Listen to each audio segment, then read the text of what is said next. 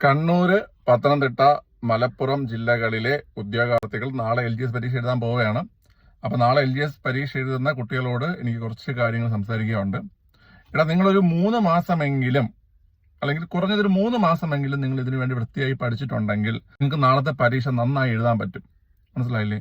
ഈ പരീക്ഷ നിങ്ങൾ മര്യാദയ്ക്ക് വൃത്തിയായി എഴുതുകയാണെങ്കിൽ നിങ്ങൾക്ക് 2025 ജോലിക്കും കയറാൻ പറ്റും.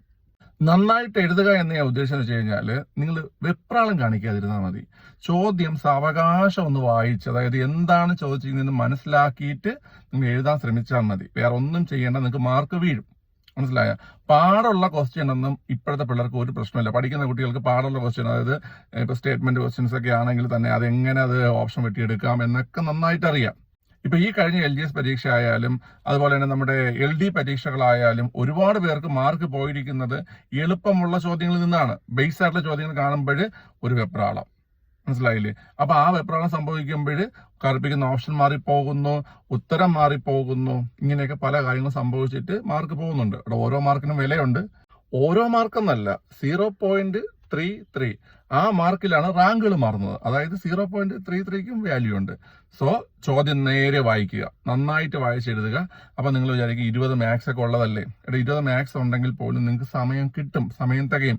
LGS പരീക്ഷ ഇപ്പൊ 1.5 മണിക്കൂറാണ്. 1.5 മണിക്കൂർ LGS പരീക്ഷ. ഡിഗ്രി മെയിൻസ് എഴുതുന്നവരും 1.5 മണിക്കൂറുണ്ടാണ് എഴുതുന്നത്. മനസ്സിലായില്ല? അതുകൊണ്ട് സമയം നിങ്ങൾക്ക് തികയൊക്കെ ചെയ്യും.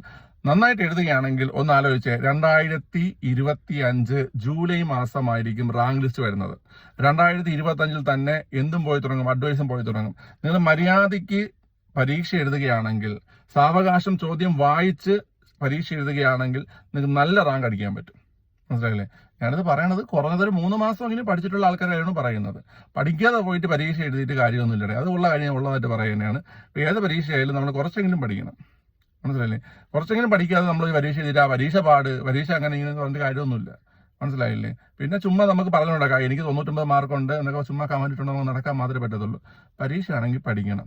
പിന്നെ ഈ നവംബർ 2 നടന്ന LGS പരീക്ഷ ക്വസ്റ്റ്യൻ വെച്ചിട്ട് കുറെ ക്വസ്റ്റ്യൻസ് ഞാനൊന്ന് എക്സ്പ്ലെയിൻ ചെയ്തിട്ട് ഒരു റിവിഷൻ ക്ലാസ് ഇന്ന് രാത്രി അപ്ഡേറ്റ് ചെയ്ത് തരാം. ഓക്കെ, രാത്രി എന്ന് വെച്ച് കഴിഞ്ഞാൽ ഒരു 8-9 മണിക്ക് അത് ഞാൻ അപ്ഡേറ്റ് ചെയ്ത് തരാം കേട്ടോ. അപ്പൊ അത് നിങ്ങൾക്ക് യൂസ്ഫുൾ ആവുമായിരിക്കും. താല്പര്യമുള്ളവർ എന്ത് ചെയ്യുക, ഒന്ന് കണ്ടിട്ട് പരീക്ഷയ്ക്ക് പോവുക. പ്രധാനപ്പെട്ട കുറെ ക്വസ്റ്റ്യൻസ് എടുത്തിട്ട് നമുക്ക് എന്ത് ചെയ്യാം, അതിന്റെ ഒരു എക്സ്പ്ലനേഷൻ പോലെ അതുമായി ബന്ധപ്പെട്ട കുറച്ച് കാര്യങ്ങൾ പഠിച്ചിട്ട് പോവാം. ഓക്കെ, അപ്പൊ എല്ലാവർക്കും ഓൾ ദ ബെസ്റ്റ്. നന്നായിട്ട് റിവിഷൻ ചെയ്യുക, നന്നായിട്ട് പോയി പരീക്ഷ എഴുതുക. ശ്രദ്ധിച്ച് വായിച്ചെഴുതിയാൽ മാർക്ക് വീഴും. വെപ്രാളം കാണിക്കരുത്. Okay, by.